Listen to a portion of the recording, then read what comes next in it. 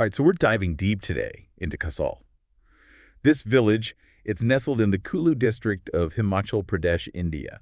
Yeah. And, it's got this nickname that's really caught people's attention, the mini Israel of India. Interesting. You send us these notes on Kasol. Clearly, you're fascinated by how it got that name, but also how it's held onto its own unique identity over time.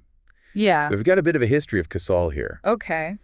And our mission basically is to kind of figure out how this village in the Himalayas became known as Mini Israel, Okay. while still, being this place with deep historical roots. It's really a fascinating look at how places evolve, right? I mean, long before mini Israel, this whole area was home to these Himalayan communities. The Kulavi people are a major one. The notes mention them specifically. Okay. And the Parvati Valley itself, that whole region carries a lot of history. Right. So even before like any international travelers or anything like that, the valley had its own thing going on. Totally. What kind of historical significance are we talking about with the Parvati Valley? Well, spiritually, it's been important for centuries. The notes actually highlight the Manakaran Sahib Gurudwara. It's a major pilgrimage site for Sikhs who believe Guru Nanak Dev Ji visited way back when. Ah, yes, Manakaran Sahib, I've heard of that. And it's not just the Gurudwara that draws people, is it? I mean, the hot springs there have a religious connection too. Oh, absolutely. The hot springs there are considered sacred. It adds another layer to the region's spiritual significance. Wow. So you've got this established importance even before any major outside influence. Okay, so for centuries, it was this local spiritual hub. Then during British rule, the notes say it was pretty isolated, right? Right. It wasn't exactly a tourist destination. Not on the map. Yeah. So when did things start to change? Well, it seems like it was really after Indian independence that tourism started to slowly pick up, but the real shift came with all those Israeli backpackers and hippies in the 70s and 80s. Oh, yeah, that's the key to the whole Mini Israel nickname, isn't it?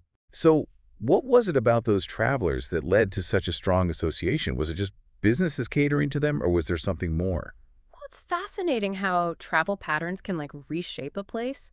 You know, when a significant number of Israeli visitors started coming, they needed places to stay. They needed places to eat. Right. And so cafes started popping up with menus. They were familiar with guest houses with a certain style. And that concentration of Israeli-influenced places really probably solidified that mini Israel nickname.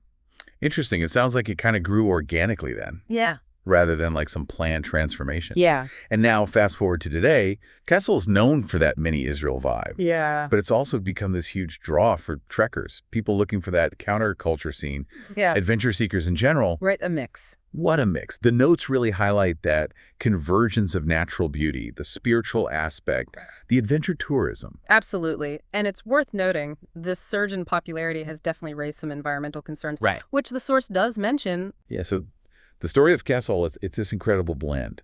Ancient indigenous roots, deep spiritual meaning, a period of quiet, and then bam, this wave of international visitors who've really left their mark.